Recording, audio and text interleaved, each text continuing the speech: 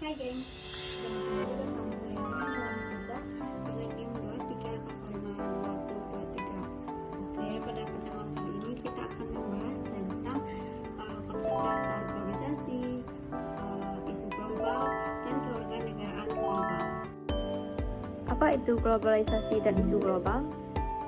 Kemudian, apa sih yang dimaksud dengan kewarganegaraan global?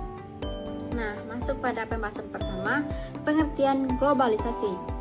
Globalisasi adalah proses integrasi ekonomi, budaya, politik, dan sosial yang terjadi di tingkat global, melampaui batas-batas negara. Globalisasi menciptakan interkoneksi dan interdependensi antara negara dan masyarakat di luar dunia. Menurut Anthony Giddens tahun 2002, globalisasi mencerminkan intensifikasi hubungan sosial dunia yang menghubungkan masyarakat dari wilayah yang berjauhan dalam cara yang menghasilkan ketergantungan timbal balik. Masuk kepada pembahasan nomor 2, ada isu global. Isu global merujuk pada masalah atau tantangan yang berdampak kepada seluruh masyarakat internasional dan tidak dapat diselesaikan oleh satu negara saja.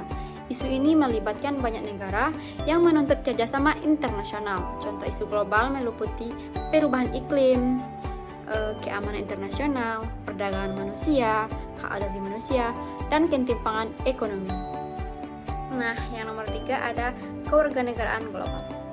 Kewarganegaraan global adalah konsep di mana seseorang merasa dan bertindak sebagai warga dunia, di mana mereka memiliki tanggung jawab yang tidak hanya ada pada diri mereka sendiri, tetapi pada komunitas internasional.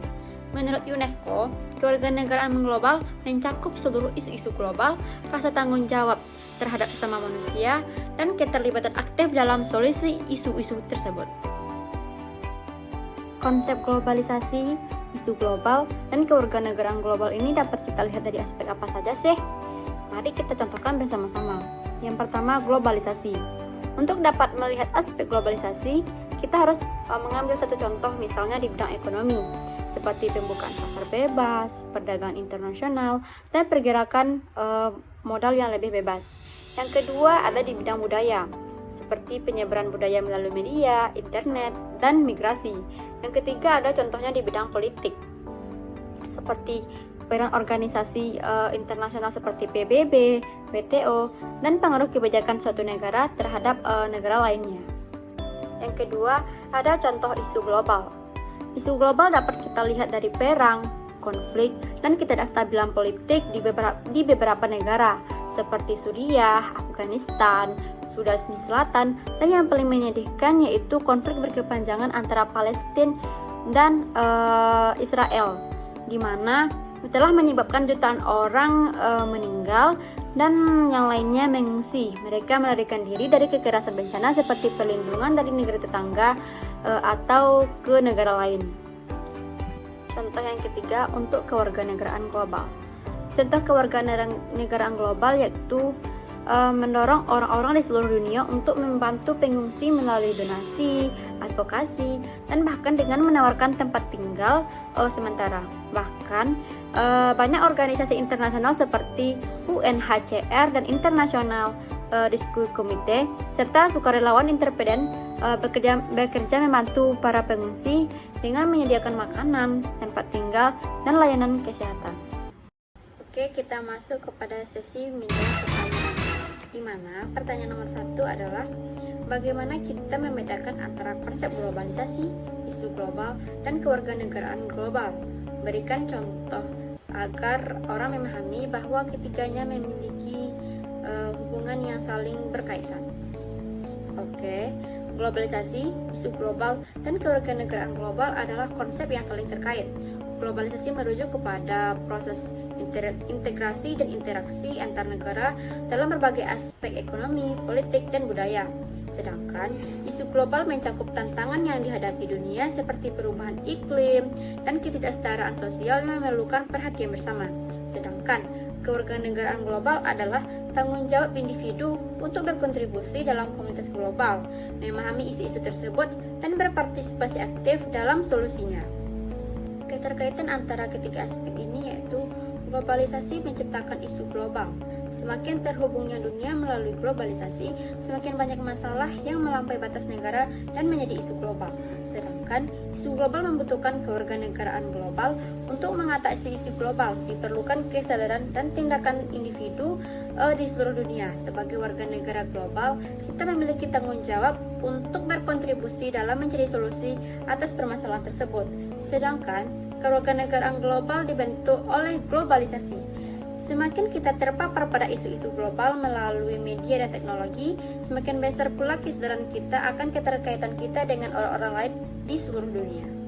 Pandemi COVID-19 adalah contoh nyata dari ketiga aspek ini.